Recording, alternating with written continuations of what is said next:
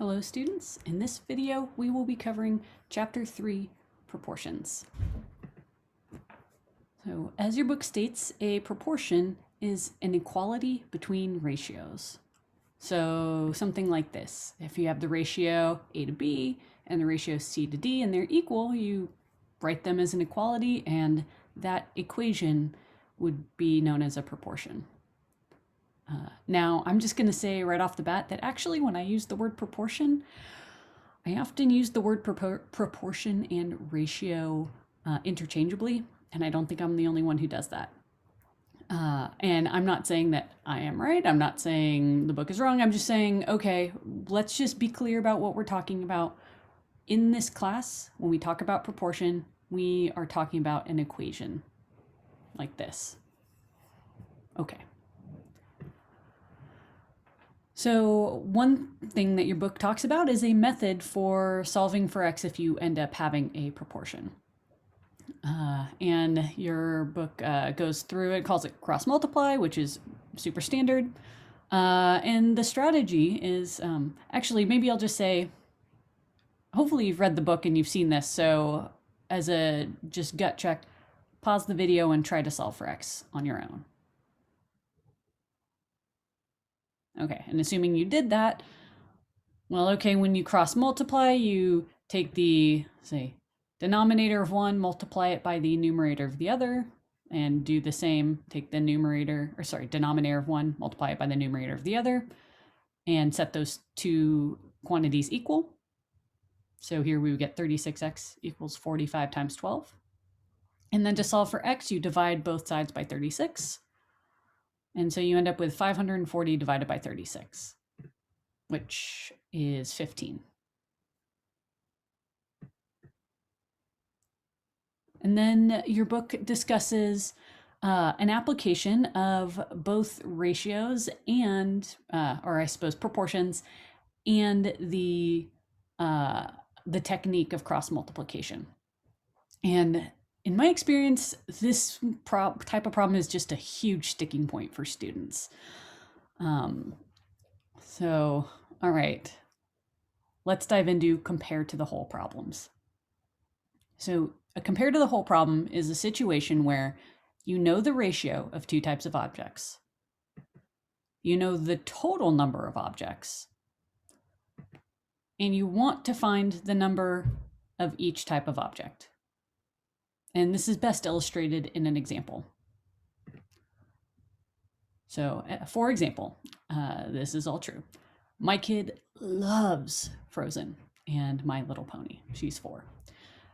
She has 3 times as many Frozen toys as My Little Pony toys. And she brought 12 toys on our most recent camping trip. And the question is, how many of those toys were Frozen toys? And do you now have Let It Go stuck in your head? All the time. All the time. Okay, so I guess let's just confirm that this example really is a compare to the whole problem.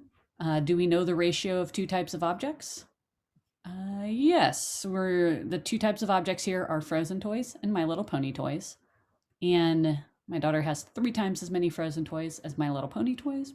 So Frozen toys to My Little Pony toys is, we know the ratio, it's 3 to 1. Do we know the total number of objects? Well, here we're talking about the total number of toys brought on our camping trip, and that is going to be 12. And we want to find the number of each type. Well, okay, here I'm only asking for the number of Frozen toys, but I suppose if we know the number of Frozen toys and the total number of toys, we could find the number of My Little Pony toys also. So this is indeed a compare to the whole problem. So let's talk about strategy for tackling these types of problems. First, let's just get all of our information out on the table. So the Frozen toys, let's label that just with F, because we're gonna, see these show up in ratios. My Little Pony toys, maybe we'll call them P. The ratio of F to P is, again, looking back here, the setup, it's going to be 3 to 1. And the total number of toys that we're considering is going to be 12. Okay, so first step of the strategy, just write down what you know. The next step of the strategy, well, since we are looking for the number of frozen toys, when you are in it compared to the whole problem, you want to know the type of one kind of object, write out the ratio of that object, in this case frozen toys, to total toys. And we're going to write that ratio in two ways. So if we were looking for the ratio of My Little Pony toys, then instead we would write the ratio of My Little Pony toys to total toys in two ways. But okay, we are looking for the ratio of frozen toys, or we want to find the total number of frozen toys that were taken on the camping trip. And so we have to, the strategy is to write the ratio of frozen to total in two ways. Now the first way is just to say, all right, F is our number is the total number of frozen toys taken on the camping trip. And the total number of toys is 12. So we'll write that as just F over 12. And okay, we don't know what F is. We're going to solve for it. The other way to write the ratio of frozen toys to total toys involves using the ratio of frozen to My Little Pony toys. And so what I find helpful is actually to just think of, just pretend that actually the only toys you took were 3 frozen toys and 1 My Little Pony toy. So just looking at this ratio, like what's the smallest number of things you could take that would maintain this ratio? All right, 1 My Little Pony toy, 3 frozen toys. And if that was what you were doing, if you just had the minimum number to maintain this ratio, then the total number of toys you were bringing is 4. It's just 3 plus 1, the 3 frozen toys plus the 1 My Little Pony toy. And in that case, the ratio of frozen to My Little Pony would be 3 over 3 plus 1. Because this is frozen to frozen plus My Little Pony. And now we're just writing the same ratio. Like this is the same ratio. It's the ratio of frozen to total. We've just written it in two ways.